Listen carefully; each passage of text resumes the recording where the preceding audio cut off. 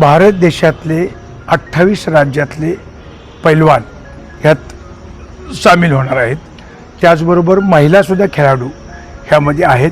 महिलाचा हिंद केसरी एक होणार आहे आणि पुरुषांचा एक हिंद केसरी होणार आहे.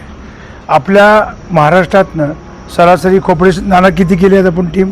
आपले 8 जण आहेत हिंद केसरीसाठी.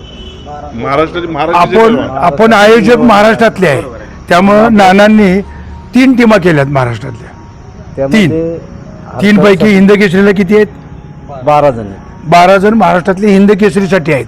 त्यात 7 महाराष्ट्र केसरी खेळणार आहेत. 12 मधले हर्षद सतगीर, पृथ्वीराज मोहोळ, शुभम शिंदे, दादा शेळके, सिकंदर शेख, पृथ्वीराज पाटील, राक्षे, पृथ्वीराज पाटील चाललेले.